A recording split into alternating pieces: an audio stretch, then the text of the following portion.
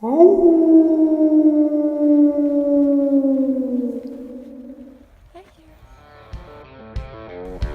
matter what road life brings us down, we may stumble, we may fall, but you know what? This is our life and this is our channel, and we just keep on keeping on.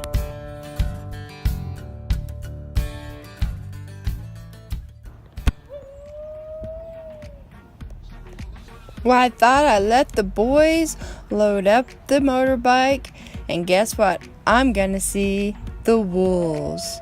Aren't you excited? It's gonna be really messy. Yes, yes. So, first up here we have little Romeo. Oh, Hi, buddy. hi, Romeo. Okay, sweetie. Hi, baby.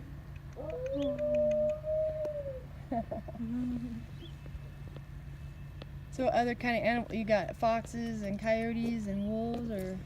Yeah, so mostly wolves and wolf dogs, but we do have a few coyotes, a few foxes, New Guinea singing dogs, a little bit of everything. Singing dogs. Yeah, we'll see them next. I know about singing dogs. Hi, baby. You okay? So Romeo here, he's really old. He's an old man. He's 12 years old. Oh wow, how long Hey, I just thought that Romeo was being a little weird, just moving kind of weird and acting different, but it could just be that he's cold. I don't know if you wanted to check on him. Thank you. Going back to bed. Hope you're okay, Romeo. What is a singing dog? So Foxy here is one of our New Guinea singing dogs. They're basically like an island dog. Oh, okay. So they come from the island of Papua New Guinea. Come here, baby. Bowie. Bowie. He's got 2 levels on his doghouse there. Yeah. So this is Foxy, and Bowie is inside the house probably napping because he's very lazy this time of day. Nighttime's probably his time, isn't Oh it? yeah, in the mornings and evenings, you'll hear these guys howling quite a bit. Is that when you guys feed them too, mainly? In the morning, yep.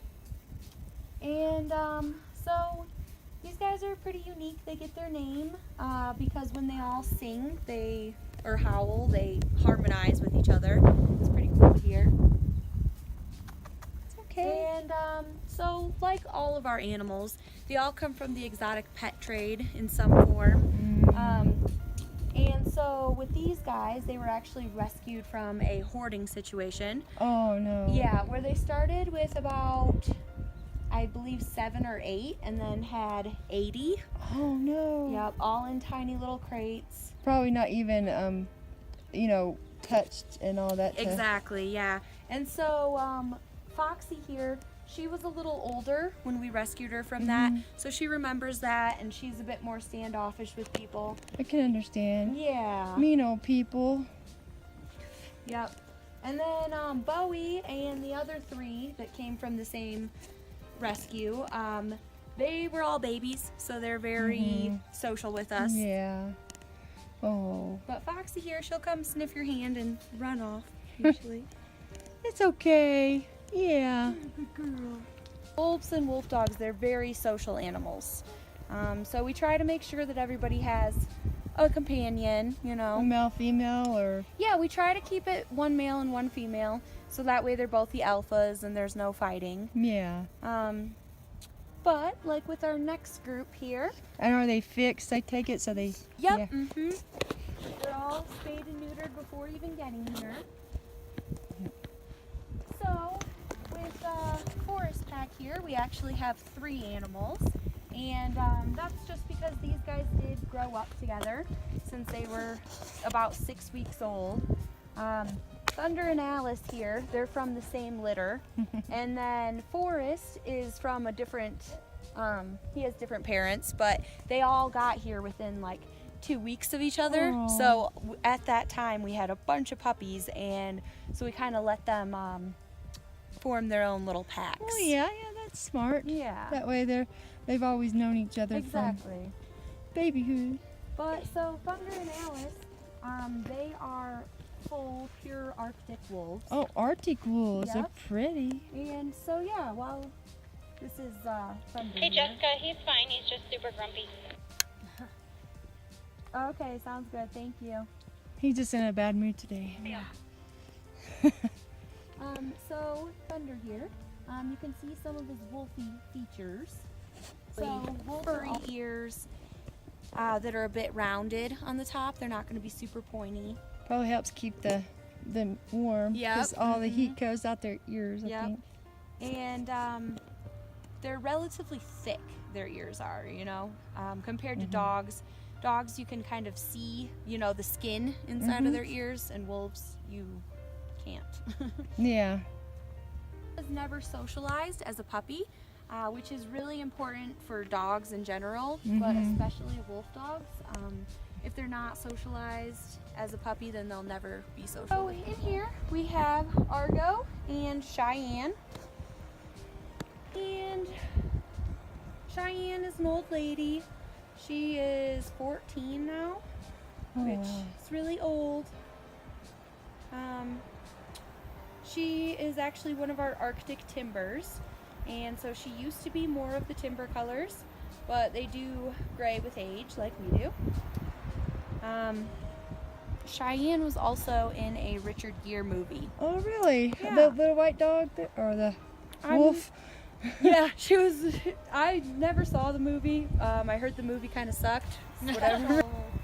Needs enclosure, but because she has bone cancer. Oh, so- bone cancer. Oh. And she's 13 or 14 and really feels her age. So we moved him down here. So Uni is the most social out of all of our coyotes. We have 4 coyotes. Maine is in the sub-enclosure behind her there. And so all of the coyotes were den robbed when they were babies. I don't understand people.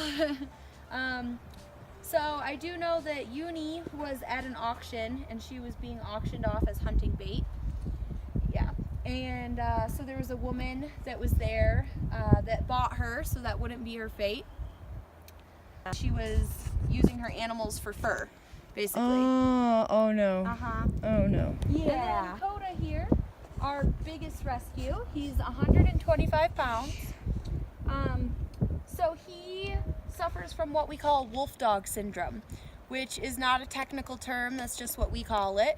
But basically, it just means that his wolf brain and his doggy brain, they kind of conflict with each other. So it can be really confusing for him. And he can easily go from happy and excited to aggressive pretty easily. Kind of like a bipolar personality. Exactly, yeah. So his caretakers keep the energy level really low in there with him. We actually had National Geographics come out at one point, and they did a special on Coda and the difference between wolves and wolf dogs. Okay. So they went in with some of our Arctic wolves and they threw a piece of meat out, and the wolves paced the back fence line. They're like, "Get out of here. We do not care about you or that meat."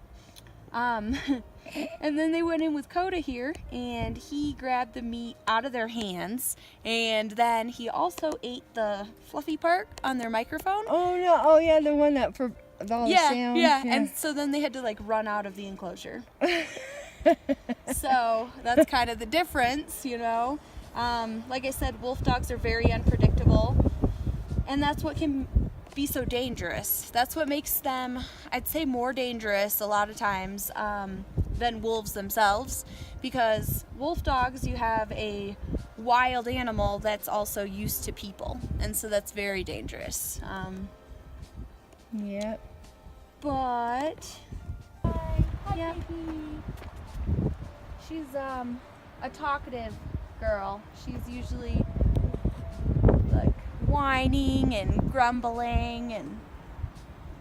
Does she howl like a regular wolf? Yep. Sometimes we'll get to hear it on tours where they'll all howl together. It's really cool. Last night they were all howling when we was trying to get that bike, but Oh yeah, cool. This is But we Glacier, And these are our dingoes. Oh, Dingo. Yeah. Dingo ate my baby. Yeah. Heard that one before. yeah. So, we have a little family here. Glacier, and then Uluru, and Ozzy is somewhere, probably in his house. So these guys, you know, they're from Australia. They're one of the top predators in Australia. So they're kind of misunderstood, like wolves are here. People will hunt them and things like that too. Which these guys came from Florida. A man in Florida was trying to breed dingoes in his basement, you know. Come here. Oh. Come here, you big baby. Oh, he is a big baby. Hi, sweetie. Hi. Oh, here comes the other Hi, one. baby. What a Hi there. boy. These are more American. Are these more the American wolves? So these guys are low content wolf dogs. Oh. So more dog in them. Hi, big girl. Yeah. Hi there. You can see she's a little more shy. Yep. Hi, baby. Hi. See, I'm not gonna touch you. Yeah, you got your hair standing up, but that's So all right. you can see that there's quite a bit more dog in them compared to the others. Yeah. Their paws are much smaller. Their ears are pointier. They do definitely have those wolfy eyes, though. Hi, baby. Hi. Quinn's favorite thing in the world are kisses. Mostly husky. You can tell by those ears. Those are not wolf ears. And so she actually came from like a puppy mill originally, so this lady went to this place to adopt a dog or wolf dog. I'm not sure if she knew they had wolf dogs there initially, but so that's what they were advertising, I guess. And it wound up, it was just a place in the desert in Arizona too, that as far as you could see, just little 10 by 10 enclosures all lined up, and about 5 animals to each one, you know. And Flicker was really young when she got her, and you know, not socialized at all. They said, you know, oh, you want a wolf dog, you know, pick it out. And so then, and also, you know, I'm talking about you, don't you? But people always ask if we throw them to the wolves. We're like, no, we just collect their eggs. Only if they die. Right. Hey there, chickies. Lots of oranges in there today. Chick, chick, chick, chick, chick, chick, chick, chick, chick, chick. I don't think they like the oranges. My grandma would always hatch chickens from the eggs, and then they used to be Oh, cool. people oriented. We had 4 or 5 of them at one point during the summer that we let free range. And that was a bad idea. Yeah, because when they get in the enclosures, well, bye-bye. Actually, none Oh, got in. Oh, that's good. That's good. But, you know, chickens aren't the brightest, and so we would have them, they knew when it was feeding time, you know, so they would follow us, and, like, for some of the enclosures, we feed them thawed meat from the fence, and so there'd be a chicken right there sticking its head in the fence, and I just knew one day, you know, it would get them, but thankfully it didn't happen. Have a wonderful day. Don't forget to like and subscribe. Thanks for watching.